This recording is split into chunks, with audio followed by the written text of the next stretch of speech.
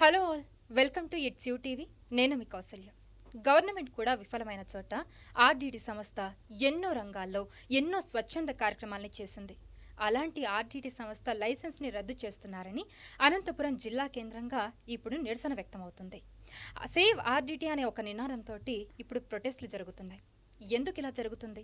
అసలు ఆర్డీటీ లైసెన్స్ని ఎందుకు రద్దు చేయాలి అని అనుకుంటున్నారు? ఇదంతా పక్కన పెడితే అసలు ఆర్డీటీ సంస్థ ఎక్కడ మొదలైంది? వీటన్నిటి గురించి మనం తెలుసుకుందాం. ఇప్పుడు మనతో పాటు freelance senior journalist Kasipuram Prabhakar Reddy గారు ఉన్నారు. ఆయన రాయలసీమ వెనుకబాటుతనం గురించి, జీవన విధానం గురించి ఎన్నో రచనల్ని రాశారు. ఆయనతోనే మాట్లాడి ఈ సేవ్ ఆర్డీటీ అనే నినాదం గురించి తెలుసుకుందాం. దానితో పాటు అసలు ఆర్డీటీ అంటే ఏంటి, దాని గురించి పూర్తిగా మనం ఈ పాడ్కాస్ట్లో తెలుసుకుందాం. సో లేట్ చేయకుండా మన ఇట్స్ యూటీవీ పాడ్కాస్ట్ని స్టార్ట్ చేసేద్దాం. నమస్తే సార్. నమస్తే అమ్మా. ఎలా ఉన్నారు? Fine, thank you Kausalya. Yeah sir, ఈ మధ్య ఎక్కడ చూసినా కూడా మనం న్యూస్లో చూస్తూ ఉంటాం. సో అనంతపురం జిల్లా కేంద్రంగా కూడా సేవ్ ఆర్డీటీ అనే ఒక నినాదం అయితే బాగా వైరల్ అవుతుంది. సో ఆర్డీటీ అనే స్వచ్ఛంద సంస్థ గురించి ఎన్నో గొప్ప కథనాలు అయితే ఉన్నాయి. సో ముఖ్యంగా ముందుగా ఏమో ఆర్డీటీ సంస్థ ఎక్కడ మొదలైంది, ఎవరు మొదలుపెట్టారు, దీని గురించి తెలుసుకోవాలనుకుంటున్నాం.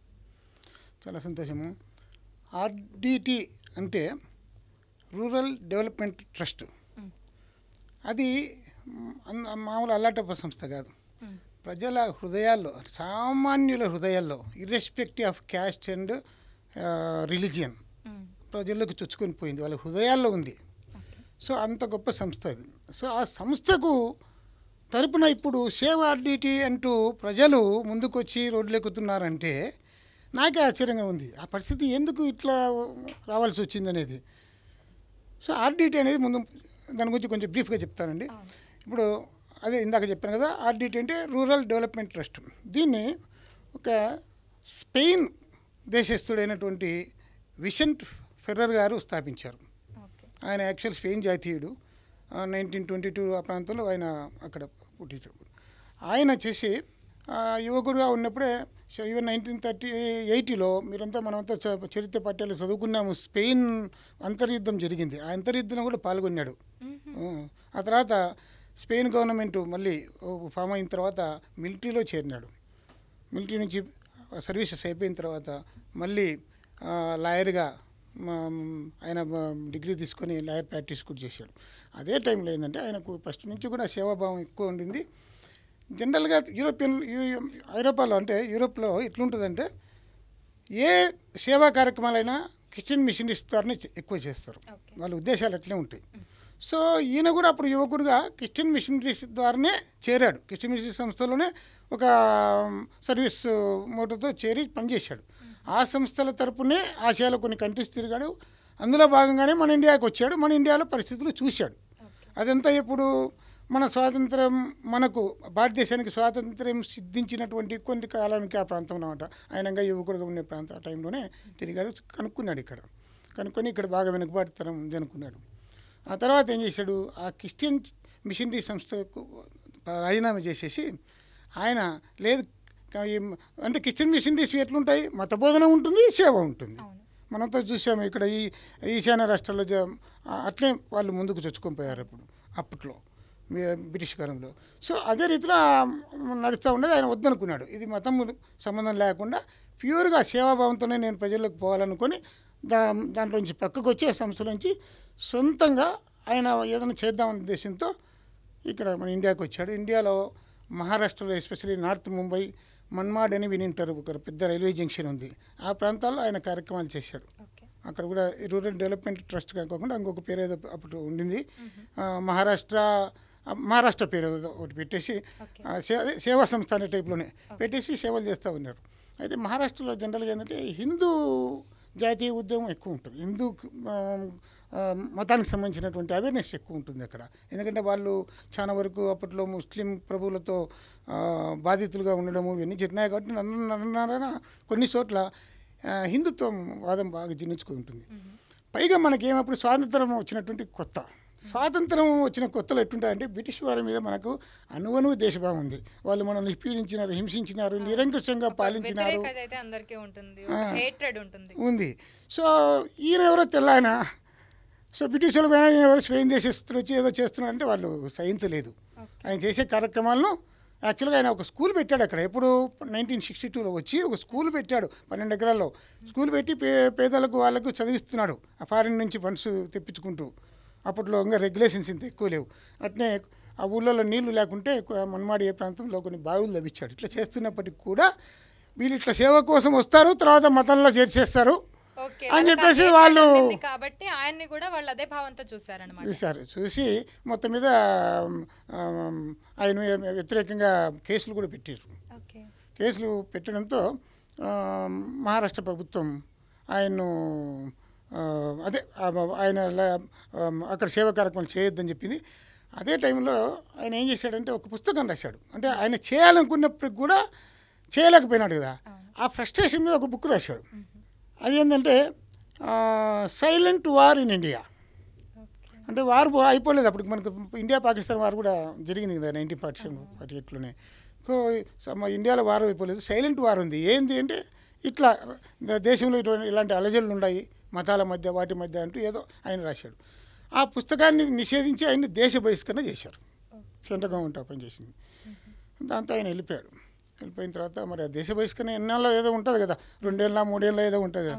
తర్వాత మళ్ళీ వచ్చాడు. ఆయనకు ఇండియాని డెవలప్ చేయాలని ఒక తపన బాగా ఉండింది. వచ్చాడు 1969లో. 1969లో వచ్చేసి అప్పుడు ఇందిరాగాంధీ గారు ప్రైమ్ మినిస్టర్ అన్నారు. సరే, ఆయనకున్న ఇన్ఫ్లుయెన్స్తో ఇందిరాగాంధీ గారిని అపాయింట్మెంట్ తీసుకొని కలిశారు. కలిసినప్పుడు అక్కడ ఏంటంటే కొంతమంది ముఖ్యమంత్రులతో సమావేశం అలాంటిది ఏదో ఉండింది. ఆమెతో పాటుగా కొంతమంది మన రాష్ట్రాల ముఖ్యమంత్రులు కూడా ఉన్నారు.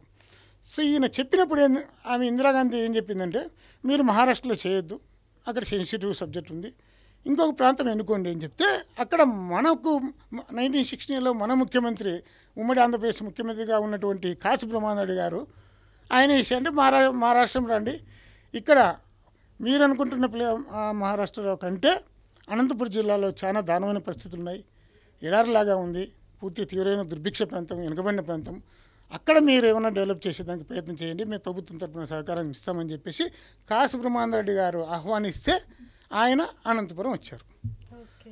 అలా ఆర్డిటి సంస్థ అనేది అక్కడ మొదలైంది. ఎస్. సో ఆర్డిటి సంస్థలో ఎలాంటి రంగాల్లో ఎన్ని సేవా కార్యక్రమాలు చేస్తున్నారు? ఓకే, దాన్ని చెప్పే ముందర ఇంకోటి కూడా చేయాలి. అక్కడ ఒక జర్నలిస్ట్ ఉండింది, ఆయన భావాలతో కలిసినటువంటి జర్నలిస్ట్. ఆమె కూడా యూరోపియన్, ఆమె పేరు యాన్, ANNE. అంటే ఇప్పుడు ఆయన ఆమె ఆ జర్నలిస్టుతో పాటు ఆయన అనంతపురం వచ్చి ఈ సేవా కార్యక్రమం మొదలు పెట్టారు. తర్వాత వాళ్ళు 1970లో మ్యారేజ్ చేసుకున్నారు. తర్వాత మ్యారేజ్ చేసుకున్న కాబట్టి ఆమె పేరు కూడా యాన్నే ఫెర్రర్ అయిపోయింది. ఓకే, సో వాళ్ళు చేస్తున్న సేవా కార్యక్రమాలకు సంబంధించి అంటే ఫస్ట్ వాళ్ళు రూరల్ ఏరియాని ఫోకస్ చేశారు, ఎక్కడ వెనుకబడుతున్న ముందు చూశారు, బాగా పరిశీలించి. అంటే అప్పట్లో ఇప్పట్లాగా పక్కా ఇల్లు ఇవన్నీ ఉండేటివి కాదు కదా. అప్పట్లో అంతా పల్లెటూరులో ఏముంటాయి, బీద వ్యక్తులకు కొట్టాలు ఉండేటివి, ఏమైనా చిన్న చిన్నకి అగ్ని ప్రమాదాలు జరిగి అంటుకుపోయేటివి, చదువుకునే ఇబ్బంది లేదు, చాలా ఇబ్బంది, పిల్లలను చదువుకునే పరిస్థితి లేదు, రోజువారీ కూలికి పోవాలా, ఇల్లు జరగదు, ఇటువంటి పరిస్థితులు ఉంటాయి కదా. ఇవన్నీ బాగా అబ్జర్వ్ చేశారు. అబ్జర్వ్ చేసేసి వాళ్ళ కార్యక్రమాలు చెప్పడం మొదలుపెట్టారు. అయితే ఒక్క మహారాష్ట్రలోనే కాదు, టోటల్గా అది అనంతపురం కావచ్చు, ఎక్కడైనా కావచ్చు, తెల్లవారి మీద ఉండేటువంటి ఒకే ఒక అభిప్రాయం ఏమిటంటే, వీళ్ళు మతం పేరుతో వస్తారు, మతం చేసి తర్వాత మన మతాన్ని మార్పిడి చేస్తారు వీళ్ళు అభివృద్ధి అని చెప్పేసి ఒక పడిపోయింది. కాబట్టి ఇక్కడ కూడా కొంత వ్యతిరేకత వచ్చింది. అయినప్పుడు కూడా ఈయన ఏం చేసి అంటే మహారాష్ట్రలో వచ్చిన అనుభవం బేస్ చేసుకొని ఈసారి ఇంకో కొంచెం పార్టిసిపేటరీ అప్రోచ్ అంటాం, అంటే ఇంకా వాళ్ళ సంస్కృతిని, వాళ్ళ జీవన విధానాన్ని బాగా స్టడీ చేస్తూ, వాళ్ళ అవసరాన్ని బట్టి ఈయన అక్కడ ఫండ్స్ వినియోగిస్తూ కొంచెం దూసుకుపోవడంతో కొన్నాళ్ళకి నమ్మకం కలిగింది. సో ఆ రీతిలో ఏం చేశాడంటే ఫస్ట్ ఆయన ఆరోగ్యం మీద దృష్టి పెట్టాడు. ఒక చోట కనేకల్ అని ఒక ఊర్లో కళ్యాణదుర్గము హాస్పిటల్ కట్టించాడు. నిదానంగా ఈవెన్ బత్తలపల్లిలో పెద్ద స్థాయి హాస్పిటల్, మల్టీ స్పెషాలిటీ హాస్పిటల్ కూడా. అనంతపురం బత్తలపల్లి పేరు ఎక్కువగా అవును, అక్కడ పెద్ద స్థాయి హాస్పిటల్. దాదాపు మీరు నమ్మరు, సంవత్సరానికి 8 నుంచి 10 లక్షల మంది పేషెంట్లు ఒక ట్రీట్మెంట్ ఇస్తారు. ఇంకా మీరు అర్థం చేసుకోండి ఏ స్థాయిలో ఉంటుందో. అసలు ముఖ్యంగా వైద్య సేవ చాలా ఇంపార్టెంట్, విద్య వైద్యం అనేది ఎంతో ముఖ్యమైనది. సో ఆర్డిటి సంస్థ ఈ రంగాల్లో ఇంకా ముందుకెళ్ళి ప్రజలకు ఎంతో సేవ చేసింది అంటారు. ఇప్పుడు ఇందాక అనుకున్నాం కదా, కరువు ప్రాంతం. కరువు ప్రాంతం అయినప్పుడు జనరల్గా తాగడానికి నీళ్ళు ఉండవు. తాగడానికి నీళ్ళు లేనప్పుడు వ్యవసాయం ఎక్కడి నుంచి వస్తుంది? సో వ్యవసాయం లేకుంటే వాళ్ళకి జీవనం కూడా కష్టమే. ఈవెన్ కూలి పనులు పోవాలన్నా అక్కడ వ్యవసాయం జరుగుతూ ఉండాలి. Irrigation important. అందులో అనంతపురం అటువైపు అయితే అసలు నీళ్లు ఉండవు. చాలా మంది రైతులు కూడా అసలు బోర్లు వేసే ఆలోచనలో కూడా ఉండరు. సో అటువంటి చోట ఆయన బోర్లు కూడా వేయించాడు. ఈ మన పల్లెటూళ్ళలో మీకు తెలుసు అధిక వడ్డీలకు డబ్బులు తీసుకుని ఇబ్బంది పడుతూ ఉంటారు. అట్లాంటి చోట ఈవెన్ మైక్రో ఫైనాన్స్ చిన్న వడ్డీ లేకుండా వాళ్ళు రుణాలు ఇచ్చి వాళ్ళకు సెల్ఫ్ హెల్ప్ గ్రూప్స్ తయారు చేసుకుంటూ ఆయన ఆ రకంగా ఆర్థికంగా కూడా వాళ్ళకు కొంచెం స్వావలంబం వచ్చేటట్టుగా వాళ్ళు కొన్ని కార్యక్రమాలు చేశారు. మీరు టోటల్గా వాళ్ళు ఏ స్థాయికి వచ్చారంటే ఆర్డిటి వాళ్ళు, మన ఇంట్లో ఎవరికో జ్వరం వచ్చింది, ఆర్డిటి ఉంది, మన పిల్లోనికి మంచి ర్యాంక్ వచ్చింది, డబ్బులు లేవు, 10th క్లాస్ పాస్ అయ్యాడండి, డబ్బులు లేవు, ఉన్నది ఇంటర్మీడియట్ డిగ్రీ లేకుంటే ఇంజనీరింగ్ చదివించాలంటే లక్షలు కావాలా, మళ్ళీ ఎక్కడి నుంచి వచ్చి ఆర్డిటి సంస్థ ఉంది కదా, అట్నే ఏదో వ్యాధి వచ్చింది, ఆర్డిటి సంస్థ ఉంది, గర్భిణి అయింది మన ఇంట్లో మన పాప, మనకు ఆ అమ్మాయికి మరి ఒక హాస్పిటల్లో చేర్పించాలంటే మినిమం ఒక 30,000-40,000 అవుతాయి డెలివరీ చేసుకోవడానికి. ఆర్డిటి సంస్థ ఉండగా మనకెందుకు పత్తలపల్లి పోదాం. ఒక రంగం కాదండి, అట్లే మన పిల్లోడు ఎవరో స్పోర్ట్స్లో మంచి టాలెంట్ ఉంది అనుకోండి, వాడు క్రికెట్లో రాణిస్తున్నాడు లేకుంటే టెన్నిస్లో రాణిస్తున్నాడు అనుకోండి, మరి మంచి కోచింగ్ ఇప్పేలా ఎక్కడుంది ఆర్డిటి సంస్థ. వాళ్ళ అనంతపురంలో బ్రహ్మాండమైనటువంటి క్రీడా ప్రాంగణం పెట్టారు. మీరు వినిటారు క్రీడా ప్రాంగణం ఏ స్థాయిలో పెట్టారంటే ఇంటర్నేషనల్ స్థాయిలో ఉంది. నాడల్ అని మన దాకా నంబర్ 1 టెన్నిస్ ప్లేయరు, ఇప్పుడు రిటైర్ అయ్యారనమాట. ఆయన 22 గ్రాండ్ స్లామ్ టైటిల్స్ గెలిచిన వ్యక్తి ప్రపంచంలో, one of the best players అనమాట. టాప్ 3 ప్లేయర్స్ ఉన్నారు అంటే ప్రపంచంలో, ఆయన 1వ ప్లేస్లో 2వ ప్లేస్లో ఉంటారు. అటువంటి గొప్ప మనిషిని కూడా అక్కడ తీసుకొచ్చి కోచింగ్ ఇప్పించారండి. దానికి ఫండ్స్ ఆయన రఫేల్ నాడల్ ఇస్తున్నాడు. అక్కడ ఆర్డిటి సంస్థ ప్రొడ్యూస్ చేసినటువంటి కొంతమంది క్రీడాకారులు ఈరోజు స్పెయిన్లో రఫేల్ నాడల్ టెన్నిస్ కోచింగ్ అకాడమీలో శిక్షణ పొందుతున్నారు. ఆ స్థాయికైనా ఒక వైద్యం కానీ, విద్య కానీ, తాగునీటి వ్యవస్థ కానీ, క్రీడా వ్యవస్థ కానీ వాళ్ళు ఆర్డిటి సంస్థ డెవలప్ చేసింది. సో ఎనీథింగ్ మన సమస్య ఏదైనా ఆర్డిటి ఉంది అనే పరిస్థితికి వచ్చినప్పుడు ఇంకా మీరు అర్థం చేసుకోండి వాళ్ళు ఏ స్థాయిలో సేవా కార్యక్రమాలు చేశారనేది. అది ఇక్కడ కేవలం 1-2 ఊళ్ళలో కాదు, ఫస్ట్ 1-2 ఊళ్ళలో మొదలు పెట్టారు. అవును. ఇప్పుడు ఆర్డిటి సంస్థ ఒకటే ప్రాంతంలో ఉందా, ఎక్కడ విస్తరించింది? ఒకటి కాదు, ఇప్పుడు మీరు ఇందాక బత్తలపల్లి అన్నారు, అట్నే బుక్కరాయ సముద్రం అనే ఒక ఊరు ఉంది, ఒక మండలం కింద ఉంది. మీరు ఆ మండలంలో పోతే ఇంటింటిగా ప్రతి ఇంట్లో ఉన్న ప్రతి గుండెలో ఆర్డిటి ఉంటుంది. టోటల్గా మనకు ఆంధ్రప్రదేశ్లోనే 6 జిల్లాలు ఉన్నారండి. అనంతపురం అంటే ఉమ్మడి ఆంధ్రప్రదేశ్లోనే చెప్తున్నది. అనంతపురము, కడప, కర్నూలు, గుంటూరు, ప్రకాశము, ఇట్లా దాదాపు 6 జిల్లాల్లో వాళ్ళ కార్యక్రమాలు నడుస్తున్నాయి. సో అంత చొచ్చుకుపోయిన సంస్థ ఆర్డిటి అన్నమాట. ఓకే. సో ఆర్డిటి ఎన్నో సేవా కార్యక్రమాలను చేసింది. సో గవర్నమెంట్ కూడా ముందుకెళ్ళలేని చోట ఆర్డిటి సంస్థ ఎన్నో రంగాల్లో ఎన్నో సేవా కార్యక్రమాలు చేసింది అని చాలామంది చెప్తూ ఉంటారు. ఇప్పుడు మీరు చెప్పిన దాన్ని బట్టి కూడా తెలుస్తుంది ఏంటంటే ఎన్నో సేవలు చేశారు వాళ్ళు. అలా సేవలు చేసిన ఆర్డిటి సంస్థ లైసెన్స్ని ఎందుకు రద్దు చేయాలని అనుకుంటున్నారు? సో ముఖ్య కారణం ఏంటి? ఇక్కడ ఏంటంటే అందరికీ కూడా అదే డౌటు. సింపుల్గా ఒక సామాన్యుడి ఆలోచన విధానం ఎట్లా ఉంటుందంటే మనకు ఈ సంస్థ మేలు చేస్తుందా లేదా అని తప్ప ఇంకా మిగతా ఆలోచన చేయడు. అరే మన పిల్లలను చదివిస్తున్నారు, మన ఇంట్లో అందరికీ వైద్యం అందిస్తున్నారు, మనకు అవసరానికి తిండి పెడుతున్నారు అని తప్ప ఆ సంస్థ ఒక చట్టానికి లోబడి పనిచేస్తుందా లేదా అని ఆలోచించారు. ఇక్కడ ఆర్డిటి చట్ట వ్యతిరేకంగా చేస్తుంది నేను చెప్పడం లేదు. ఒక ప్రభుత్వానికి కొన్ని నిబంధనలు ఉంటాయండి, ఏదైనా కూడా ఏ ప్రభుత్వానికి కొన్ని నిబంధనలు, ఏం సంస్థను నడపాలన్నా కూడా పర్మిషన్ అవసరం. ఆర్డిటి ఎప్పుడో కంప్లీట్గా లైసెన్స్ ఉన్నటువంటి సంస్థ. ఇప్పుడు 1960 ఆయన వచ్చినప్పటి నుంచి లైసెన్స్ తీసుకొని నడుపుతూ ఉన్నారు. ఒక చట్టం వచ్చింది 1976లో, అది వచ్చేసి FCRA అంటారు, foreign contributions regulatory act. Foreign contributions regulatory act అంటారు అన్నమాట. అంటే విదేశీ నిధుల నియంత్రణ చట్టం కింద అనుకోండి. అంటే ఇప్పుడు జనరల్గా ఇప్పుడు ఆర్డిటి అంటే ఒక స్వచ్ఛంద సంస్థ, NGO, non governmental organisation. So ఒక స్వచ్ఛంద సంస్థలకు ఫండ్స్ ఎక్కడి నుంచి వస్తాయి? జనరల్గా వాళ్ళ దాతల నుంచి తీసుకుంటారు, లేకుంటే ఫారిన్ నుంచి ఇలా విరాళాలు తీసుకుంటారు వాళ్ళకు తెలిసినటువంటి సంస్థల ద్వారా. ఓకే, అటు వాళ్ళ నుంచి వచ్చే ఫండ్స్కు ఒక రెగ్యులేటరీ అథారిటీ ఉంది. మీ ఇష్టం వచ్చినట్టు వాళ్ళ నుంచి తీసుకొని పెడతానంటే కాదు, గవర్నమెంట్ దాన్నే రావాలా. సో గవర్నమెంట్కి వచ్చే ప్రతిదీ నీకు వచ్చే ఫండ్స్ ఇవన్నీ లెక్కలు చెప్పాలా. సో దానికోసమని వాళ్ళు కొన్ని నిబంధనలు తెచ్చారు ఎఫ్సిఆర్ఏ అని చెప్పేసి.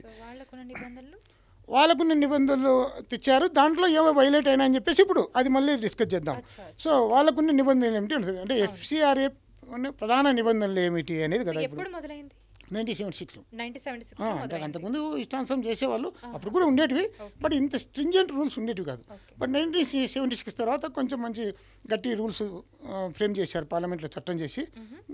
అంటే కొన్ని చట్టాలు చాలా పవర్ఫుల్గా ఉంటాయి, ఎఫ్ఐఆర్ కానీ అట్లా ఎఫ్సిఆర్ఏ కానీ ఇవన్నీ కూడా.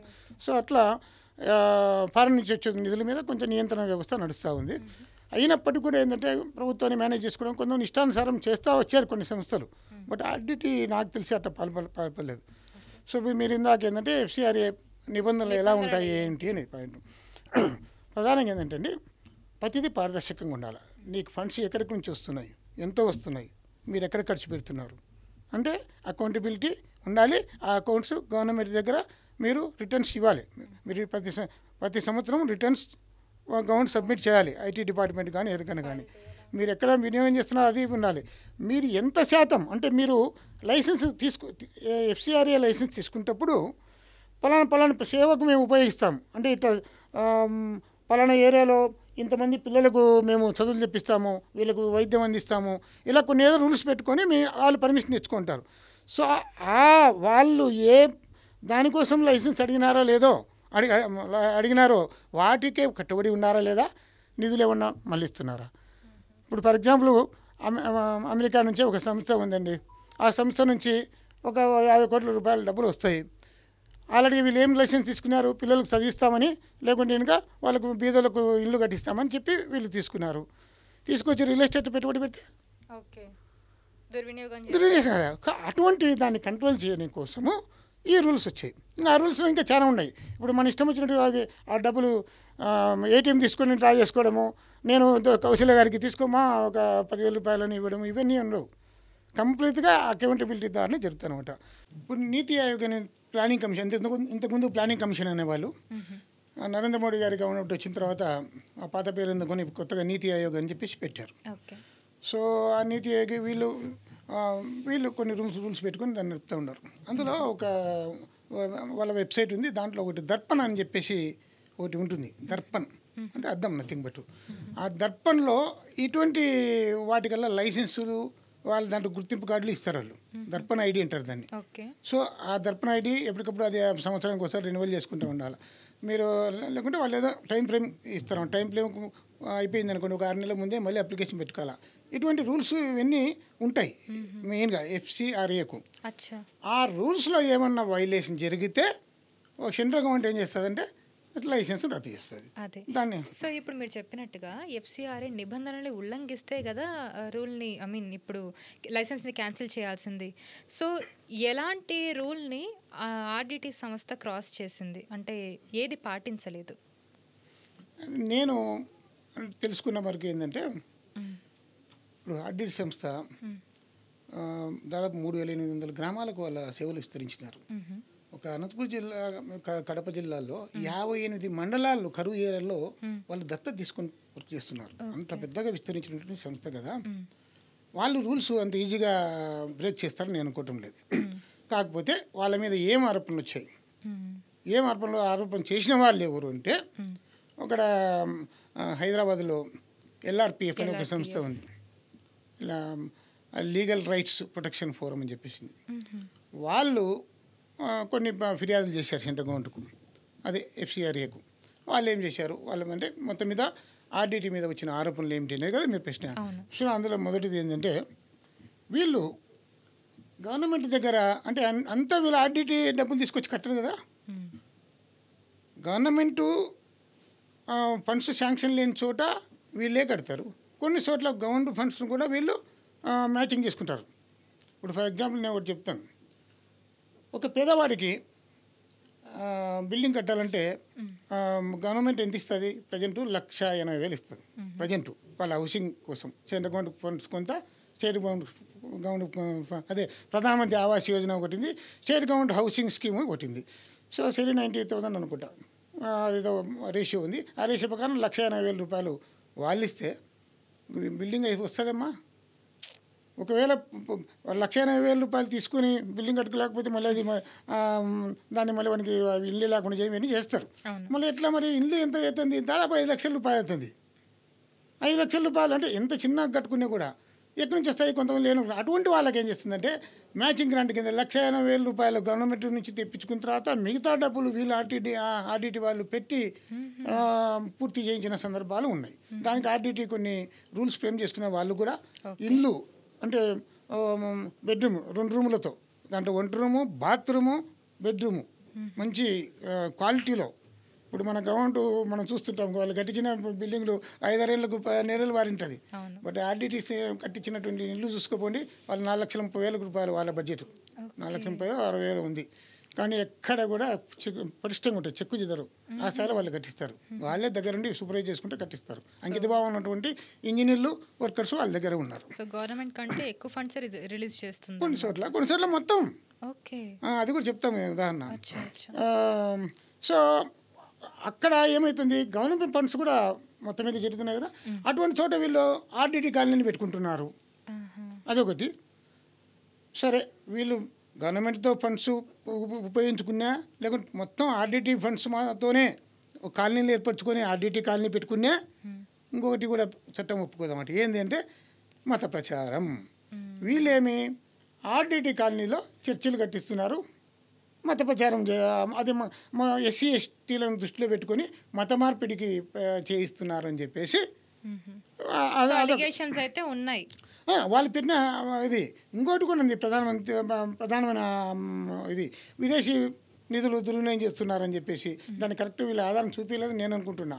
వీళ్ళు నిధులు దుర్వినియోగమైన లేదు, మనకైతే తెలియదు. వాళ్ళు కూడా కరెక్ట్ ఆధారం చూపించినట్లేదు, ఇందాక చెప్పుకున్నటువంటి సంస్థ వాళ్ళు.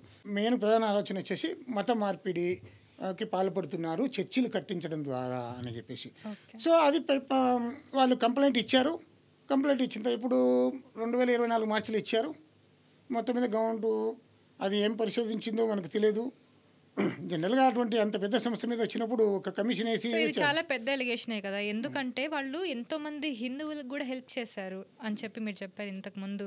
ఎన్నో హాస్పిటల్ వాళ్ళైతే అండ్ మతం మార్పిడి కోసం ప్రోత్సహించే వాళ్ళైతే ఇంత సేవా కార్యక్రమాలు హిందువులకి చేయరు కదా.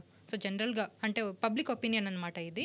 సో మీరు చెప్పండి, ఇలాంటి ఎలిగేషన్స్కి ఏదైనా ఉదాహరణ ఉందా? అంటే ఇట్లా మత మార్పిడికి ప్రేరేపిస్తుంది ఆర్డిటి అనే సంస్థ అని కొన్ని ప్రచారాలు అయితే జరుగుతున్నాయి. సో వీటికి అనుగుణంగా ఏమైనా ఉదాహరణలు ఉన్నాయా మీ దగ్గర?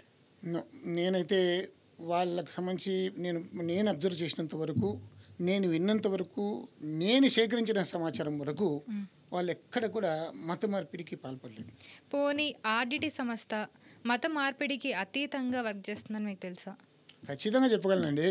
ఎంతోమంది మాకు తెలిసిన పిల్లలు, ఉదాహరణ ఏమైనా ఇస్తారా దానికి? ఎంతోమంది మాకు తెలిసిన పిల్లలు ఆ సంస్థలో చదువుకొని పెద్ద పెద్ద స్థాయిలో ఉన్నారు, డాక్టర్లు, ఇంజనీర్లు ఉన్నారు, అమెరికాలో ఉన్నారు. మళ్ళీ వాళ్ళు కూడా సేవా కార్యక్రమాలు చేస్తున్నారు. చెప్తా మీరేమన్నారు, ఏదైనా ఉదాహరణ అంటున్నారు కదా. నేను ఆ ఉదాహరణ చెప్పే ముందు నేను ఒక పాయింట్ చెప్తా. బద్వేల్ దగ్గర నందిపల్లి అని ఒక ఊరు ఉందండి. ఓకే. ఆ ఊర్లో వీరారెడ్డి అనే పెద్ద మనిషి, పంట వీరారెడ్డి అనే ఒక పెద్ద మనిషి, అంటే అంతకుముందు ఆయన ఆర్డిటి సంస్థలో పనిచేసినాడు. ఆయనకు ఈ ఆర్డిటి సంస్థలో ఉన్నటువంటి ఇప్పుడు ప్రజెంటు సిఇఓ గారు అయినటువంటి మంచు ఫెర్రర్ గారు ఉన్నారు కదా, ఫెర్రర్ పరిచయము, ఆయన దగ్గర పనిచేశాడు. ఆ ఊళ్ళో, ఆ సొంత ఊళ్ళో నందిపల్లిలో సగిలేటి ఒడ్డున ఒక శివాలయం కడుతూ ఉంటే, అక్కడ జనరల్గా పల్లెటూళ్ళలో మా రాయలసీమలో ఎస్పెషల్లీ ఒక ఆలయం కట్టిన తర్వాత పెద్ద గ్రామోత్సవం చేస్తారు, ఒక పెద్ద ఉత్సవాలు చేస్తారు. ఈ పెద్ద పెద్ద మనకు తెలిసిన వాళ్ళని పిలుచుకుంటాం, బంధువులను, స్నేహితులను, ఇంకా ఏపీలు వస్తే ఇంకా మంచిది అన్నట్టు పిలుచుకుంటాం. అట్లా ఆయన మాంచో ఫెర్రర్ను పిలిస్తే జనరల్గా క్రిస్టియన్ మతస్థులు కానీ, లేకుంటే ఇంకా మిగతా ఇస్లామిక్ మతస్థులు కానీ, వాళ్ళు వేరే పోయి టెంపుల్కి పోరు, దేవుళ్ళని మొక్కరు వాళ్ళు, అది వాళ్ళ రూల్స్ అవి. మరి ఆయన క్రిస్టియను, మన పేరు ప్రకారం క్రిస్టియన్ అనుకుందాం. సరే, ఆయన ఏం మతం అవలంబిస్తాడు అనేది ఇక్కడ ప్రస్తుతం. ఆయన క్రిస్టియన్ మతంలోకి హిందువులను మార్పించేటువంటి ఎజెండాతో ఆయన ఉన్న వ్యక్తి అయితే వచ్చి దేవస్థానం ఓపెనింగ్ ఎందుకు వచ్చాడమ్మా? వచ్చాడు ఆయన. అది నేను పేపర్లో చూశాను, ఆయన ఫోటో, అందుకని చెప్తున్నాను. సుమారు 15 ఏళ్ళ క్రితం. సో అదొకటి ఇష్ట పెడితే ఇంకొక అబ్బాయి ఉన్నాడు, అదే బద్వేల్ తాలూకానే. వాళ్ళు మాకు కొంచెం ఒక ఏదో ఒక గూగుల్ గ్రూప్స్ ద్వారా నాకు పరిచయం. ఆ అబ్బాయి వచ్చేసి అక్కడ చదువుకొని, అతని పేరు వీరేంద్రారెడ్డి. ఆ అబ్బాయి చదువుకొని అక్కడ ఇది ఆర్డిటి సంస్థలో, అంటే 10th క్లాస్ మంచి ర్యాంక్ వచ్చినది. ఫస్ట్ నుంచి మెరిట్ స్టూడెంట్. ఆ తర్వాత కొంచెం ఆర్థిక రైతు బిడ్డ కదా, మొత్తం మీద ఆర్డిటి సంస్థ చదివిస్తే ఇప్పుడు ఒక కంపెనీలో, Canada based company, semi conductor అనేది ఒకటి కంపెనీ పేరు నాకు కరెక్ట్ గుర్తులేదమ్మా. ఆ కంపెనీలో సీనియర్ మేనేజర్ పనిచేస్తున్నాడు. ఆ అబ్బాయితో మీతో మాట్లాడించమంటారా? ప్లీజ్ మాట్లాడించండి. అలా తెలిస్తేనన్నా జనాలకి ఇంకా అవేర్నెస్ వస్తుంది కదా. Okay, I'm very sure. Virendra Reddy.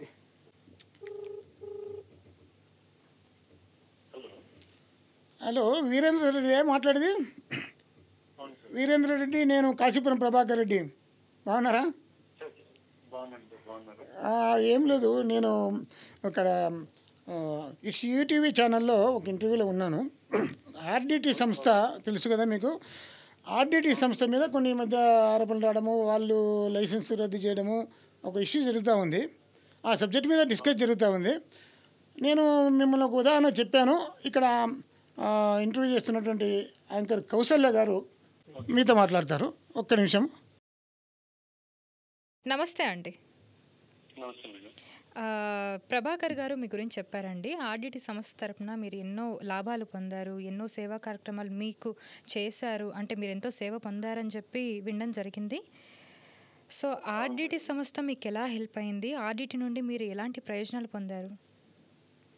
Madam, బేసిక్గా నా కెరీర్, నా ఎడ్యుకేషన్ స్టార్ట్ అయిందే ఆ స్కూల్లోనే మేడం. నేను ఫస్ట్ నా స్కూలింగ్ స్టార్ట్ అయిందే వాళ్ళ స్కూల్లో, Saint Vincent de Paul school అని అక్కడ రాప్తాడ్ దగ్గర ఉంటుంది. సో నా బేసిక్ ఎడ్యుకేషన్ స్టార్ట్ అయిందే అక్కడ.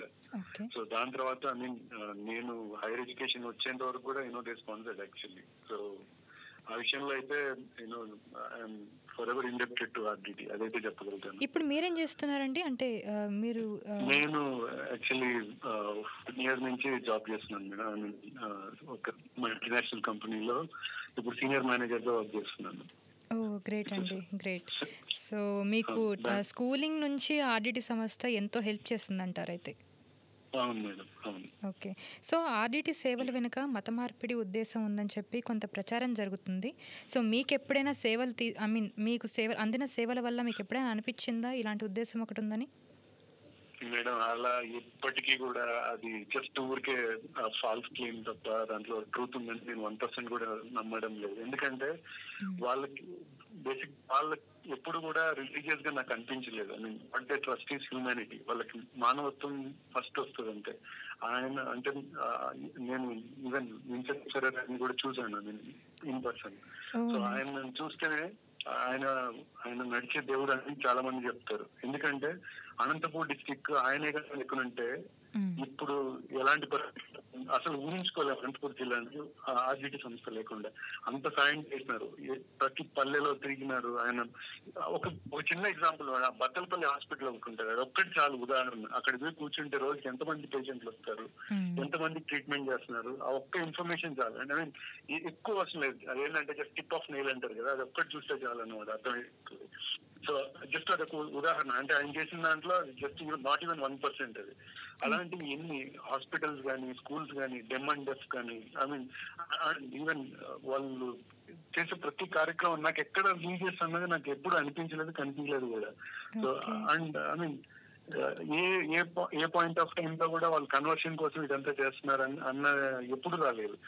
ఈవెన్ నేను అక్కడ నా బేసిక్ ఎడ్యుకేషన్ జరిగింది కూడా అక్కడే కదా. నేను ఎప్పుడు కూడా నేను క్రిస్టియానిటీ వైపు వెళ్తున్నానని నాకు ఎప్పుడు అనిపించలేదు. ఈవెన్ టుడే నేను హిందూ, నేను ఇప్పటికీ దేవుణ్ణి నేను ఈశ్వరుణ్ణి కొలుస్తాను. నా ఇంటి దేవుడు వీరభద్ర స్వామి. సో నాకెప్పుడు కూడా నాకెప్పుడు క్రిస్టియానిటీ వైపు నేను లీన్ అయినట్టు, లేకపోతే వాళ్ళు ఏదో పుష్ చేస్తున్నట్టు నాకు ఎప్పుడు అనిపించలేదు చిన్నప్పటి నుంచి. ఫైనల్ గా ఒక్క మాటలో ఆర్డిటి గురించి చెప్పాలంటే ఏం చెప్తారండి? దేవుడు అనేవాడు ఉన్నాడో లేదో కానీ డెఫినెట్ గా Ferrer organisation and Vincent Ferrer గారు ఈజ్ అ గాడ్. అందులో డౌట్ లేదు, ఆయన దేవుడు అంతే. ఓకే, థ్యాంక్ యూ అండి, thank you for the call. విన్నారు కదా మీరు. అవునండి, వీళ్ళని చూస్తే చాలా గ్రేట్గా అనిపిస్తుంది. నిజంగానే ఆయన ఆర్డిటి స్కూలింగ్ నుంచి ఆయన ఆ స్టేజ్కి ఎదిగారు ఆర్డిటి సపోర్ట్ వల్ల. అండ్ ఆయన మాటల్లో వింటుంటే మాత్రం ఇవన్నీ నిజంగానే రూమర్స్ అనే అనిపిస్తుంది. సో ఇందాక కూడా మనం ఈ పాడ్కాస్ట్ స్టార్టింగ్ నుంచి మనం మాట్లాడుకుంటున్న విషయం ఏంటంటే గవర్నమెంట్ కూడా ఎక్కడ విఫలమైన చోట ఆర్డిటి సంస్థ ఎన్నో రంగాల్లో ఎన్నో కార్యక్రమాలు చేసింది, ఎన్నో సేవలనే అందించింది అని చెప్తున్నాం. దీనికి ముఖ్య ఉదాహరణ మీ దగ్గర ఏదైనా ఉందా? నేను చెప్తాను ఒకటి. అంటే గవర్నమెంట్ కూడా గవర్నమెంట్ ఫెయిల్ అయిన గవర్నమెంట్ మెకానిజం ఫెయిల్ అయిన చోట ఆర్డిటి అద్భుతాలు చేసింది అనేదానికి నేను ప్రత్యక్ష సాక్షిని ఒక విషయంలో. ఇక్కడ మీరు శ్రీశైలం కేంద్రంగా ఇంతకుముందు ఐటీడీఐ అని చెప్పేసి, అంటే ఇంతకుముందు ఇప్పుడు కూడా ITDI integrated tribal development authority అని చెప్పేసి ఉంది. అది చెంచులకు కోసం పెట్టినటువంటి సంస్థ, అది గవర్నమెంట్ సంస్థ. దాని ఆధ్వర్యంలో 100 కోట్ల డబ్బులు వచ్చాయండి చెంచుల అభివృద్ధి కోసం సెంట్రల్ గవర్నమెంట్ నుంచి. అప్పట్లో ఇప్పుడు రైట్ ఫ్రమ్ ఇందిరాగాంధీ కాదులే, విపి సింగ్ కాలం నుంచి వాజ్పేయి గారు ప్రధానమంత్రిగా ఉన్నంత వరకు వచ్చాయండి. ఆ టైంలో ఇష్టం వచ్చినట్టు డబ్బులు దుర్వినియోగం అయినాయి. అక్కడ చూడకేమో ఇన్ని ఇల్లు కట్టించినాం, ఓకే, నో డౌట్. మేము చూసినాం, పోయి ఇల్లు కట్టించినారు, నో డౌట్. ఎటువంటి ఇల్లు కట్టించారంటే పోతే ఈరోజు గుల్తా రేపు గుల్తుందా. కొన్నిసార్లు బాగానే కట్టినారు అనుకున్నాం. బాగానే కట్టిన చోట వీళ్ళు పోయి చేరరు. మేము అడిగాం, అక్కడ కొన్ని ఊళ్ళు ఉన్నాయండి, ఏది మన నల్లమల ఫారెస్ట్లో చెంచులో చాలా చిన్న చిన్న పెంటలు ఉన్నాయి. వాటిలో అప్పుడు మేము పోయి అడిగినప్పుడు వాళ్ళు ఏమన్నారంటే, సార్ దాంట్లోకి పోతే పడిపోతుంది అన్నారు. అదే ఇల్లు పక్క ఇల్లు అంటే ఇప్పుడు గవర్నమెంట్ పక్క ఇల్లు ఎట్లా కట్టిస్తారు అట్టే కట్టినారు. అదేంటి పక్క ఇల్లు కట్టించినారు పడిపోతాయంటే మీరు నువ్వు వేసుకునే కొట్టం కట్టే మేలు కదా అంటే వాళ్ళు వెనుకలేదు. సరే ఇంకో సూరిపోయినాం, ఒక ఇల్లు బాగుంది, ఇదే నెరలేదు, ఏమీ లేదు, కొత్త కట్టించినారు, బ్రహ్మాండంగా ఉంది అంటే లేదు సార్ అయినా పోము మేము ఉంది. ఏంటి మీకోసం కట్టించి నువ్వు పోంటావు, నువ్వు పక్కన మంచి పక్కా ఇల్లు ఉంది, పక్కన కొట్టం వేసుకొని ఉంటారు. ఏంది కొట్టంలో ఉండవు ఇల్లు పెట్టుకుంటే వాళ్ళు వినరు, మేము ఇక్కడే ఉంటాము, వాళ్ళు చేయడం లేదు. ఒకటి అంటే ఒకటి అబద్ధ భావం కూలిపోతుందేమో అని, ఇంకొకటి ఏంటంటే వాళ్ళ సెంటిమెంట్ ఒకటి. గవర్నమెంట్ ఫెయిల్ అయింది అక్కడ సెంటిమెంట్ను పసిగట్టడంలో. ఉదాహరణ ఒకటి చెప్తున్నాను. చెంచులు వాళ్ళు చెంచులక్ష్మిని ఒక దేవతను వాళ్ళు నమ్ముతారు. ఆ దేవత ఎక్కడ ఉంటుంది? వాళ్ళ ఇంట్లో పైకప్పులో ఒక మూల, అంటే ఒక కోన్ ఆకారంలో వాళ్ళ గుడిసెలు ఉంటాయి. ఇప్పుడు మన పక్కా ఇల్లు ఎట్లుంటుంది? సిమెంట్ ప్లాస్టరింగ్ వేసేసి బల్లపరుపుగా ఉంటుంది, బల్లపరుపుగా ఉంటుంది. వాళ్ళు అట్ట కాదు. వాళ్ళ గుడిసెలను ఎట్లా నిర్మించుకుంటారంటే పైన ఒక కోన్ షేప్లో వచ్చేస్తుంది. అంటే ఆ కోన్ వద్ద వాళ్ళ దేవత ఉండి మనల్ని రక్షిస్తుంటుంది అనేటువంటి ఒక సెంటిమెంట్ వాళ్ళు. అట్లా లేకుండా వాళ్ళు ఇల్లు కట్టుకోరు. గవర్నమెంట్ అది స్టడీ చేసిందే లేదు, ఊరికి ఇల్లు కట్టేసింది, ఇంత డబ్బులు వచ్చి అంత కట్టేసినాం, ఇల్లు కూలిపోయాయి. మళ్ళీ ఇప్పుడు ఆర్డిటి చూడిపోండి. ఇప్పుడు మళ్ళీ నేను దాదాపు 4-5 ఏళ్ళుగా చాలా సెంచుకలు నిసిపోయాను, ఎస్పెషల్గా శ్రీశైలం కాన్స్టిట్యున్సీలో, గుంటూరు జిల్లాలో. ఎట్లా ఉంటాయంటే ఈవెన్ చెంచులకే కాదు, ఈ కొన్ని ఆత్మకూరుపట్నం చుట్టుపక్కల కూడా కట్టించారు. ఎట్లా ఉంటాయంటే వాళ్ళ కనీసం చిన్నపాటు నీరే కూడా మనకు కనిపించదు, అంత బాగా నీట్ కట్టారు. అది కూడా ఎట్లా కట్టారు? అక్కడ చెంచుల సెంటిమెంట్కి లోపడి. దాన్ని నేను ఇందాక ఒక పదం వాడినాను, విన్సెంట్ ఫెర్రర్ గారు పార్టిసిపేటరీ అప్రోచ్తో పోయారని. పార్టిసిపేటరీ అప్రోచ్ అంటే నీకున్న నాలెడ్జ్ని వాళ్ళ మీద రుద్దడం కాదు, వాళ్ళ సంస్కృతిని వాళ్ళ నాలెడ్జ్ని అర్థం చేసుకొని వాళ్ళకు అనుగుణమైన అభివృద్ధి చేయడం, అది పార్టిసిపేటరీ అప్రోచ్. అట్లా చేసినారు కాబట్టి వీళ్ళు సక్సెస్ అయ్యారు. అందుకే గవర్నమెంట్ మెకానిజం ఫెయిల్ అయిన చోట వీళ్ళు సక్సెస్ అయ్యారు. అంతెందుకండి, గవర్నమెంట్ తరఫున పిహెచ్సి ఉంది, పిహెచ్సి పరిధిలో పిహెచ్సీలు ఉన్నాయి, అంటే 10 మండలానికి పిహెచ్సీలు ఉన్నాయి. పిహెచ్సితో పాటు ఈవెన్ ట్రైబల్ హాస్పిటల్స్ ఉన్నాయి. అయినప్పుడు ఇప్పుడు కూడా వైద్య సేవలు గవర్నమెంట్ కంటే కూడా ఇటువంటి స్వచ్ఛంద సంస్థలు బాగా నడుపుతున్నారు. ఇప్పుడు ఆర్డిటి సంస్థ ప్రతి వారం ప్రతి చెంచుకాలనికి పోయి ఎవరో ఒక డాక్టర్ని పంపిస్తారన్నమాట. వీళ్ళు గవర్నమెంట్ డాక్టర్ వాళ్ళు ఇప్పుడు పోయినారు, ఇంతకుముందు లాగలేదు, ఇప్పుడు సేవలు చేస్తున్నారు, నేను కాదనిలే. అయినప్పటికీ కూడా వైద్య సేవల విషయంలో ఇటువంటి స్వచ్ఛంద సంస్థలు కొంచెం బాగా చేస్తున్నాయి. ఓకే. సో మనం వింటూనే ఉంటాం, తరచూ న్యూస్ ఛానల్లో వింటూ ఉంటాం, గవర్నమెంట్ ఫండ్స్ని దుర్వినియోగం చేస్తూ ఉంటారు చాలా వరకు అని. అలాంటిది ఆర్డిటి ఎన్నో స్వచ్ఛంద కార్యక్రమాన్ని చేస్తుంది. ఆర్డిటికి కూడా చాలా ఫండ్స్ వస్తూ ఉంటాయి. సో ఆర్డిటి సంస్థలో ఎక్కడైనా ఫండ్స్ దుర్వినియోగం జరిగే అవకాశం ఉందా? ఎప్పుడైనా జరిగిందా అలా? ఇప్పుడు ఇక్కడ ప్రధాన ఆరోపణ నాకు తెలిసింది ఒకటి, ఫండ్స్ దుర్వినియోగం కంటే ఫండ్స్ దుర్వినియోగం అయితే నాకు తెలిసి జరగదు. కానీ ఏమవుతుంది, మొత్తం ఒక సంస్థ ఉన్నప్పుడు పెద్ద స్థాయి విస్తరించినప్పుడు అంతా ఒక వ్యక్తి చేయలేడు. ఇప్పుడు ప్రజెంట్ అంటే ఫెర్రర్ గారు మనం ఫస్ట్ అనుకున్నాం కదా, ఎవరైతే వ్యవస్థాపకుడు ఉన్నారో ఆయన భార్య అన్ని ఫెర్రరు. సరే, వాళ్ళు చనిపోయిన తర్వాత ఆయన కొడుకు మాంచు ఫెర్రరు ఎవరైతే చేస్తున్నారో, ఆ మాంచు ఫెర్రర్ గురించి మర్చిపోయినా చెప్పాలా. ఆయన ఇక్కడే పుట్టి ఇక్కడే పెరిగారు. ఆయన చూర్ణికే తెల్లోడిలా ఉంటాడు, కానీ ఆయన భాష ఎట్టుంటాడంటే తెలుగు మన అట్లా అంటే అట్లా ఇట్లా కాదు, మన రూరల్ భాష ఎట్టుంటే అట్టుంటుంది.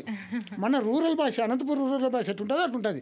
అంటే అంత స్వచ్ఛమైన తెలుగు, అంత అనర్గళంగా మాట్లాడతాడు. ఇక్కడే ఇండియన్ సిటిజన్, ఇక్కడే పుట్టి పెరిగినాడండి. ఖచ్చితంగా ఇండియన్ సిటిజన్, అందులో డౌట్ ఏం లేదు. సో అటువంటి వ్యక్తి ఇప్పుడు ప్రజెంట్ నడుపుతున్నాడు. సో ఆయన సంస్థ పెరిగే కొద్దీ, సేవలు విస్తరించే కొద్దీ ఒక్కడే చూసుకోలేడు. ఎక్కడైనా బహుశా సిబ్బంది పొరపాటులో వాళ్ళు ఏమన్నా దుర్వినియోగం చేయడం ఇట్లాంటివి ఏమైనా జరిగిండొచ్చు, కానీ సంస్థ పరంగా వీళ్ళు చేస్తారని అనుకోను. వాళ్ళు కంప్లీట్గా కమిటెడ్. కానీ నేను అనుకోవడం ఏంటంటే, ఈ మత మార్పిడి అనే సబ్జెక్ట్ ఏదైతే ఉందో, ఈ చెంచులు మన ఆర్డిటి కాలనీల్లో చర్చిలు కట్టడం అనే పాయింట్, నువ్వు కాలనీ ఏర్పరుస్తామండి మనం ఆర్డిటి సంస్థలు, మనం సంస్థ తరఫున కాలనీ ఏర్పాటైంది, ఇన్ని ఇల్లు కట్టించినాము. సరే, గవర్నమెంట్ ఫండ్స్ చిన్నచ్చు, మొత్తం ఆర్డిటి వాళ్ళే పెట్టిండొచ్చు, కాలనీ ఏర్పడింది, ఆర్డిటి కాలనీ పేరు పెట్టుకున్నారు, వాళ్ళే పిలుచుకున్నారు ఏదైనా కానీ. ఆ కాలనీలో నీకు ఎస్సీలు ఒకే కులములు ఉండరు. వాళ్ళు కొంతమంది హిందువులు ఉంటారు, కొంతమంది క్రిస్టియన్స్ ఉన్నారు. దేవాలయం కట్టుకుంటే వద్దంటామా, చర్చి కట్టుకుంటే వద్దంటామా? వీళ్ళెవరు ఆ పనికి ఆర్డిటి వాళ్ళు? నువ్వు ఇల్లు కట్టించినా అయిపోయింది. ఇంకా వాళ్ళు సొంతంగా చర్చి కట్టుకోవచ్చు. దాని అర్థమైంది, చర్చిలు వీళ్ళు కట్టుకోవడానికి వీళ్ళు ప్రోత్సహించినట్ట. అదే చర్చిలకు ఫండ్స్ ఇచ్చి మీరు కట్టుకోండి, మీరు పూజలు చేయండి, నిబంధనలు ఏమైనా పెట్టింటే, ఫర్ ఎగ్జాంపుల్ ఆ ఇల్లు శాంక్షన్ చేయనిక మీరు ఇట్లా పాటిస్తేనే, చర్చికి వారం వస్తేనే, దీంట్లో మెంబర్షిప్ ఉంటేనే మీకు ఈ వైద్య సేవలను ఇస్తాం, చదువు చెప్పిస్తామని చెప్పి ఉంటే అప్పుడు దుర్వినియోగం చేసినట్టు. అక్కడ కాలనీలో చర్చ కట్టుకున్నంత మాత్రం అయింది అని అనుకోను. కాబట్టి అదే ప్రధానమైన ఆరోపణ తప్ప మిగతా ఏం కాదు. సో ఆర్డిటి సంస్థ ఒక ఎన్జిఓ. సో ఎఫ్సిఆర్ఏ నిబంధనల్ని ఉల్లంఘించిందని చెప్పి ఇప్పుడు ఆర్డిటి సంస్థ లైసెన్స్ని రద్దు చేస్తామని అంటున్నారు. అలాగే ఎఫ్సిఆర్ఏ ఎప్పుడైనా ఇంకొక ఎన్జిఓకి ఇలా లైసెన్స్ని క్యాన్సిల్ చేయడం జరిగిందా? వందల కొద్ది ఎన్జిఓ సంస్థలు దుర్వినియోగం చేసినారు. ఎన్జిఓ సంస్థలు ఫండ్స్ దుర్వినియోగం చేశాయి, రద్దు చేశారు. మళ్ళీ వాళ్ళు పోయి అదే ఒక సంవత్సరానికి 2 ఏళ్ళకు మళ్ళీ లైసెన్స్ పెట్టుకుంటే వాళ్ళకి హెచ్చరికలు చేసి మళ్ళీ ఇచ్చినారు. ఇవన్నీ రెగ్యులర్ ప్రాసెస్, అది ఉన్నదే అందుకు ఎఫ్సిఆర్ఏ. మీరు మాట్లాడేదాన్ని బట్టి ఇప్పుడు ఏదైనా ఎన్జిఓ నిధులు దుర్వినియోగం చేయడమో లేదంటే నిబంధనలు ఉల్లంఘించాయని చెప్పి ఒక ప్రూఫ్ ఉండడం బట్టి, దాన్ని నిబంధనలు ఉల్లంఘించారని చెప్పి ఒక ప్రూఫ్ ఉంటే అప్పుడు క్యాన్సిల్ చేయడంలో ఒక అర్థం ఉంది.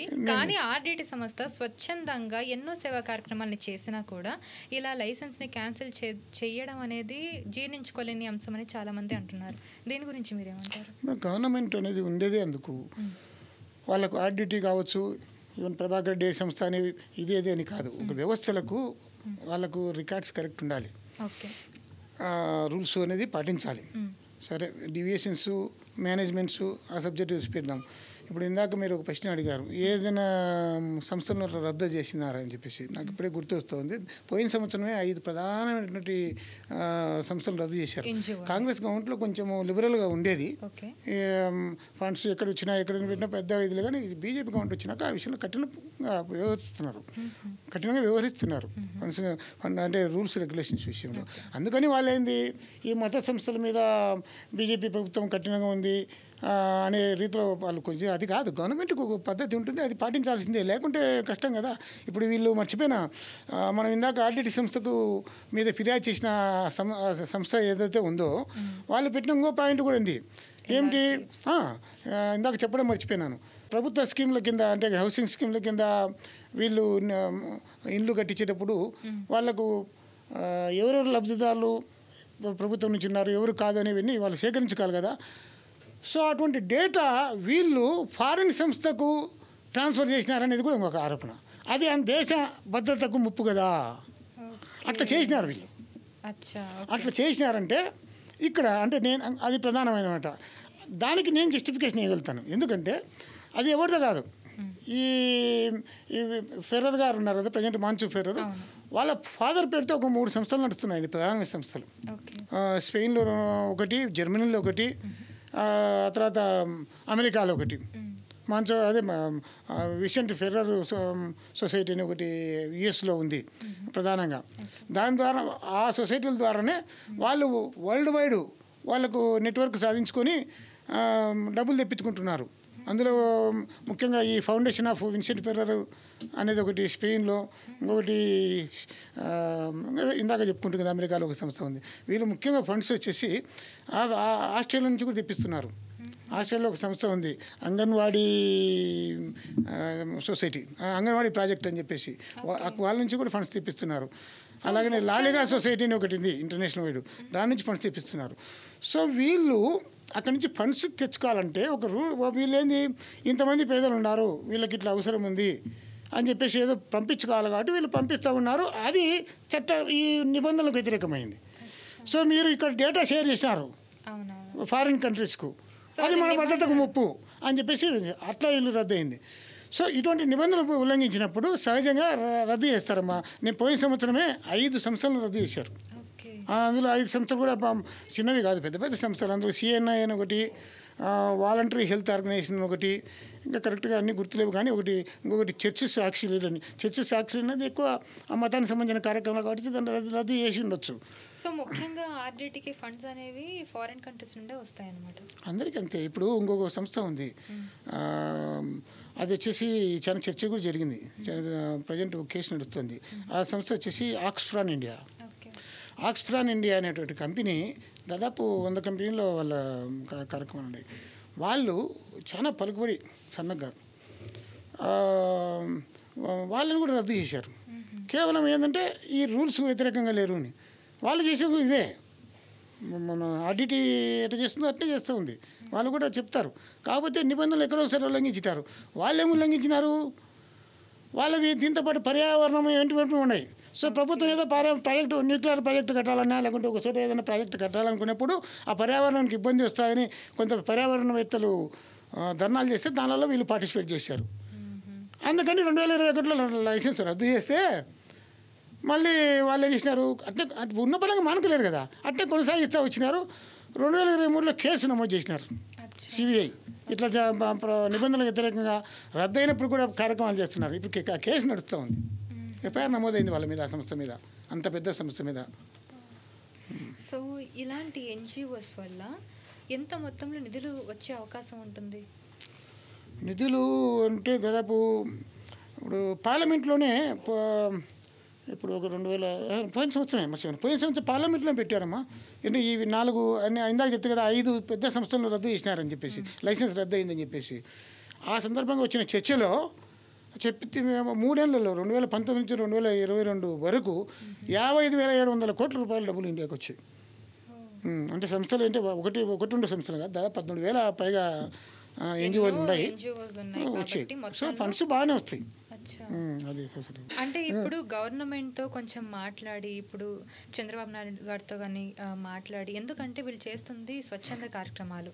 సో రీసెంట్గా కూడా వినడం జరిగింది, లోకేష్ గారు కూడా ఆర్డిటి సంస్థతో ఒకటయ్యి ఇంకా స్వచ్ఛంద కార్యక్రమాలు చేద్దాం, ఇంకా కలిసి గవర్నమెంట్ కూడా సహకరించి ఆర్డిటికి, ఇంకా అనంతపురం ప్రాంతంలో ఇంకా ఆర్డిటి ఎక్కడెక్కడైతే ఉందో కలిసి ఇంకా సేవా కార్యక్రమాలని పెంపొందించే ప్రయత్నం చేద్దామని చెప్పినట్టుగా ఒక కథనంలో రాయడం చూడడం జరిగింది.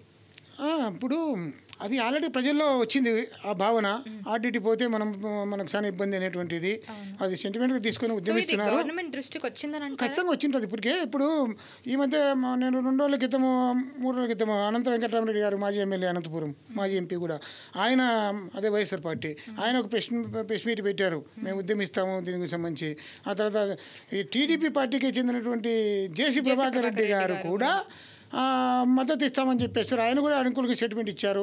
టోటల్గా ఈవెన్ కళ్యాణదుర్గం ఎమ్మెల్యే, వీళ్ళంతా ఏంది నిన్న కళ్యాణదుర్గం ఎమ్మెల్యే కూడా చెప్పాడు, సీఎంని కలుస్తాము, సీఎంతో మేము కేంద్రం మీద ప్రభుత్వం మీద ఒత్తిడి పెట్టిస్తామని. సో ఉద్యమం ప్రజల్లో నుంచి రాజకీయంలో జోలికి పోయింది.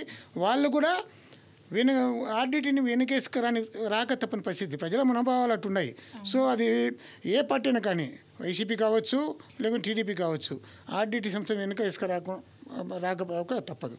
సో సార్, మనం ఇందాక మాట్లాడుకున్నట్టుగా మీరు కూడా మాట్లాడడం జరిగింది. చాలామంది ఎమ్మెల్యేలు అండ్ అలాగే మినిస్టర్లు కూడా ఈ ప్రొటెస్ట్లో పాల్గొంటూ అంటే సపోర్ట్ చేస్తున్నారు, సేవ్ ఆర్డిటీ అనే పదాన్ని సపోర్ట్ చేస్తున్నారని చెప్పి వినడం జరిగింది.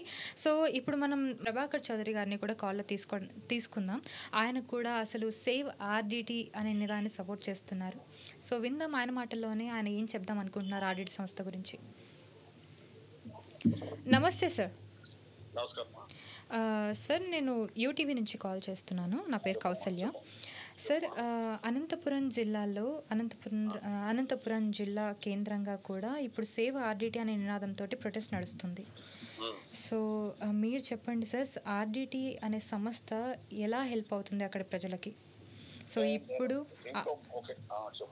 ఇప్పుడు ఆర్డిటీ సంస్థ లైసెన్స్ని క్యాన్సిల్ చేయడం వల్ల ఎంతమంది నష్టపోయే అవకాశం ఉంది? ఒక 5 దశాబ్దాల కిందట అనావృష్టి జిల్లా కోసం వచ్చాడు విన్సెంట్ ఫెర్రర్ గారు. వచ్చి ఒక అంటే ఈ పేదవాడు ముంగిట ఏం చేయగలము అంటే, ఈరోజు ప్రభుత్వాలు పనికి ఆహార పథకము, తర్వాత పక్కా ఇల్లు అంటున్నాం. 50 ఏళ్ళ కిందటే ఆయన ఈ పనికి ఆహార పథకం కానీ లేదా ఈ పక్కా ఇల్లు కానీ స్టార్ట్ చేశాడు. రెండవది బ్రహ్మాండమైన హాస్పిటల్స్ కట్టాడు 3. బత్తలపల్లి హాస్పిటల్, కన్యాకల్లో, కళ్యాణదుర్గంలో 3 హాస్పిటల్ నడుస్తున్నాయి. ఈ బత్తలపల్లి హాస్పిటల్ అనంతపురం జిల్లా హెడ్ క్వార్టర్ హాస్పిటల్ కంటే బత్తలపల్లి హాస్పిటల్ చాలా మంది ప్రిఫర్ చేస్తారు. ఎందుకంటే కేవలం నామినల్ కాస్ట్ తీసుకొని బెస్ట్ ట్రీట్మెంట్ ఇస్తున్నారు. ఆ బెస్ట్ ట్రీట్మెంట్ ఇవ్వడం వల్ల కరోనా టైంలో ఆర్డిటీలో బెడ్ దొరికితే చాలు అనే దీనికి వచ్చారు అప్పట్లో. అవును సార్. మానవ సేవ అంటే మాకు మదర్ తెరిసా కలకత్తాలో ఏ విధంగా చేశారో, ఈయన అనంతపురం జిల్లాకి మాకు ఒక ఆమె మదర్ తెరిసా అయితే ఈయన ఫాదర్ ఫెర్రర్. తర్వాత అందుకనే మేము ఏం చేసాం, మన అవే సంస్థ ద్వారా నేను ఒక 15 సంవత్సరాల కిందటే ఒక స్టాచ్యూ పెట్టాం, బ్రాంజ్ స్టాచ్యూ. అనంతపురం నడివడ్డ కలెక్టర్ ముందర పెట్టాం. సార్, ఇప్పుడు మరి లైసెన్స్ ని క్యాన్సిల్ చేయడం వల్ల ఇప్పుడు ఏం చేయబోతున్నారు అంటే దీని పరిష్కారం ఏమని చెప్పొచ్చు? దీని పరిష్కారం కోసం ప్రభుత్వ పరంగా చంద్రబాబు నాయుడు గారి దగ్గర కూడా తీసుకుపోయారు, మేము తీసుకుపోయాము. లోకల్ గా ఈ రోజు కొంతమంది ఎమ్మెల్యేలు కలిశారు, వీళ్ళు కలిశారు. తర్వాత ఈయన చంద్రబాబు నాయుడు గారు ఫస్ట్ టైం ముఖ్యమంత్రి అయినప్పుడు మెడికల్ కాలేజ్ అనంతపూర్ లో గవర్నమెంట్ అనౌన్స్ చేస్తే ₹1 కోటి ఆ రోజే చెక్ ఇచ్చాడు వాలంటరీగా, పబ్లిక్ నుంచి కాంట్రిబ్యూషన్ కావాలంటే. తర్వాత ఈ యుగలంలో లోకేష్ బాబు కూడా వచ్చి ఆర్డిటీ దాంట్లోకి పోయి ఇది బాగా పనిచేస్తుందని చెప్పారు. అంటే చంద్రబాబు నాయుడు గారికి కానీ లోకేష్ బాబు గారికి కూడా బాగా తెలుసు దీని మీద. కూటమిలో భాగస్వామ్యం ఉన్నాం కాబట్టి వాళ్ళిద్దరు కూడా చొరవ తీసుకుని మరి కేంద్ర ప్రభుత్వాన్ని నొప్పించి చేయాల్సిన బాధ్యత రాష్ట్ర ప్రభుత్వం మీద కూడా ఉంది. తప్పకుండా ఇది అనేక నియోజకవర్గాల్లో కూడా ఎఫెక్ట్ పడుతుంది. అవును సార్. సో ఈ సమస్య ఎప్పటి వరకు పరిష్కారం అయ్యే అవకాశం ఉంటుంది సార్? తొందరగా కావాలమ్మా, ఎందుకంటే లేదంటే హాస్పిటల్స్ మూతపడితే ప్రజల నుంచి ఆగ్రహావేశాలు. సో ఇప్పుడు ఆల్రెడీ చాలా సేవా కార్యక్రమాలు అయితే రద్దయ్యాయని చెప్పి వినిపిస్తూ ఉంది. అంటే ఇంకా 1 or 2 months కొంత ఇప్పుడు ఏమైనా సర్వీస్ కింద డబ్బులు ఇవ్వాలంటే ఇవ్వలేకుండా పోతున్నారు. బట్ ఈవెన్ దెన్ కొంత రన్ చేస్తున్నారు. ఇంకా కొద్ది రోజులు చూసి వాళ్ళు కూడా మేము చేయలేమని చెప్పి చేతులు ఎత్తేసే పరిస్థితి వస్తుంది. ఓకే. సో చాలా మంది ఇప్పుడు ప్రొటెస్ట్లు చేస్తున్నారు సార్. సో వాళ్ళకి మీరు ఏం చెప్పాలనుకుంటున్నారు? సో ఆర్డిటీలో ఎవరైతే సేవా కార్యక్రమాలని పొందారో, ఎవరైతే లబ్ధి పొందారో వాళ్ళకి మీరు ఏం చెప్దాం అనుకుంటున్నారు? ఇది ఇప్పుడు అందరూ ఆర్డిటీని సంరక్షించిన బాధ్యత అందరి మీద ఉంది. ఇది ఒక సమాంతర ప్రభుత్వంగా కూడా మా జిల్లాలో అనేక కార్యక్రమాలు నడుస్తూ ఉన్నాయి. దీన్ని ఎవరు కూడా కులాలకి మతాలకి అతీతమైనటువంటి ఆర్డిటీ అది. వాళ్ళకు కులం లేదు, మతం లేదు. ఫెర్రర్ గారు కుమారుడు మంచు ఫెర్రర్ హిందూ అమ్మాయినే పెళ్లి చేస్తున్నాడు. కదిరి ప్రాంతం నుంచి ఒక మధ్యతరగతి కుటుంబీకురాలని చేస్తున్నాడు, బ్యాక్వర్డ్ క్యాస్ట్ అమ్మాయిని. అంటే వాళ్ళకేం లేదు, citizen of India father Ferrer వాళ్ళ ఫాదర్ కూడా సిటిజన్, వాళ్ళ మదర్ అన్న ఫెర్రర్ కూడా భారతదేశం సిటిజన్స్. అంటే వీళ్ళు ఎప్పుడు కూడా ఒక ఏదో ఒక మతానికో దీనికో పనిచేసిన వ్యక్తులు కాదు. వాళ్ళకి మతం లేదు, మానవత్వమే ఉండేది, మానవతావాదం. వాళ్ళకి మతం ఏముంటది?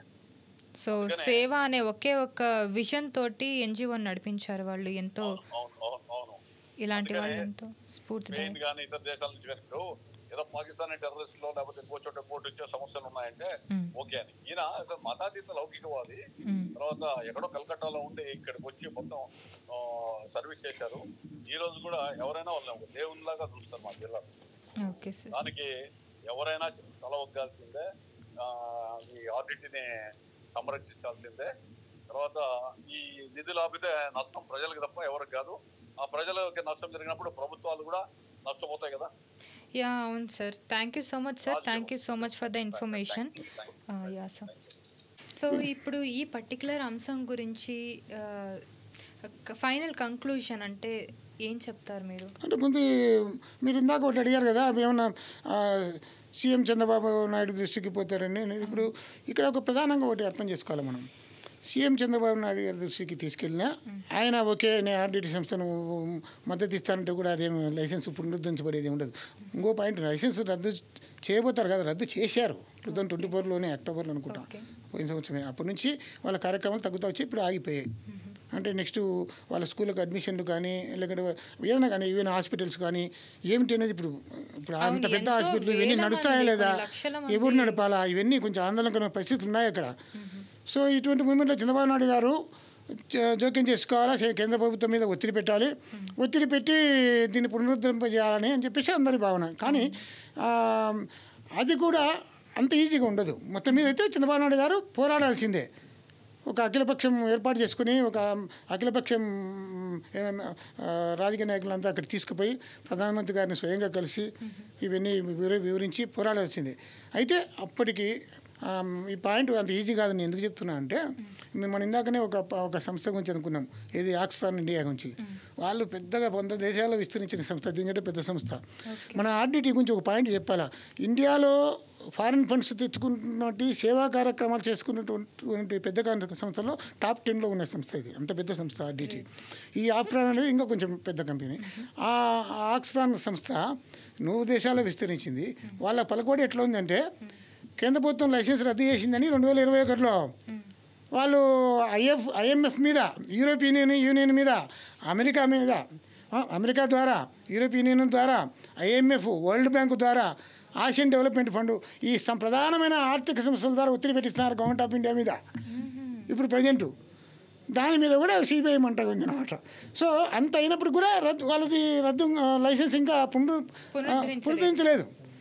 కాబట్టి ఇది చాలా సమస్య చిన్నది కాదు. ఇప్పుడు అది ఒకటే కాదు, ఈవెన్ మీకు ఫెరా అని వినింటారు, ఫారిన్ ఎక్స్చేంజ్ రెగ్యులేటరీ యాక్ట్ అని ఒకటి ఉంది. ఫెరా నిబంధనలు కానీ ఇటువంటి ఎఫ్సిఆర్ఏ నిబంధనలు కొంచెం కఠినంగా ఉంటాయి. ఇప్పుడు కఠినంగా ఉంటాయి, కానీ మనం విన్న దాని గురించి మాట్లాడితే ఆర్డిటి సంస్థ ద్వారా ఎంతోమంది లబ్ధి పొందుతున్నారు, ఎంతోమంది పేద ప్రజలు, ఎన్నో సేవా కార్యక్రమాలు నిలిచిపోతాయి. ఇప్పుడు దీనికి చేయాల్సిందంటే, దీనికి పరిష్కారం ఏంటి అంటే, పరిష్కారం నాకు తెలిసిన పరిష్కారం ఒకటే అండి. ఏదైనా ఇటువంటి ఇంత పెద్ద సంస్థ నువ్వు ఉన్న పలంగా రద్దు చేసేటప్పుడు వాళ్ళకు ఒక నోటీస్ సర్వీస్ చేసి, మీరు పలానా డీవియేషన్ చేశారు, ఎఫ్సిఆర్ఏ నిబంధనలు ఇలా ఉంటే మీరు ఈ నిబంధనలకు లోబడి పనిచేయకుండా పలానా రూపంలో మీరు డివియేట్ చేశారు, దీనిపై మీ ఎక్స్ప్లెనేషన్ చేయండి అని కాల్ఫార్ చేసి, అది కరెక్ట్ సంతృప్తి లేకపోతే ఇంకొక 1-2 సార్లు హెచ్చరించి మీరు లైసెన్స్ రద్దు చేస్తామని హెచ్చరించి చేసి ఉండొచ్చు. టైం కూడా, ఎందుకంటే ఇన్ని 100,000 కోట్ల 14 లక్షల జనాలు ఇన్వాల్వ్ అయిన చోట ఉన్న పలంగా రద్దు చేస్తే కొంచెం ఇబ్బందులు ఉంటాయి. కాబట్టి దీనికి పరిష్కారం ఏంటంటే, పార్లమెంటు కమిటీ ఉంటాయి, మీకు తెలుసు, పార్లమెంట్లో ఎంపీలతో ఒక కమిటీ వేయాలా ఇటువంటి. అది కూడా ఎమర్జెన్సీగా మీరు పోయి ఇమ్మీడియట్గా 4 రోజుల లోపల మీరంతా సబ్మిట్ చేయండి, అన్ని స్టడీ చేయండి, 4 రోజుల లోపల మీరు రిపోర్ట్ సబ్మిట్ చేయండి అని చెప్పేసి వాళ్ళ రికమెండేషన్ బట్టి గవర్నమెంట్ నిర్ణయం తీసుకోవాలా. ఇప్పుడు ఇమ్మీడియట్గా ఈ ఆర్డిటి విషయంలో పార్లమెంటరీ కమిటీ వేయాలని నేను కోరుతున్నాను. పార్లమెంటరీ కమిటీ వేసేందుకు చంద్రబాబు నాయుడు గారు అంటే మన ముఖ్యమంత్రి గారు ఒత్తిడి తీసుకురావాలని చెప్పేసి నా ఆలోచన, నా ఈవెన్ సూచన.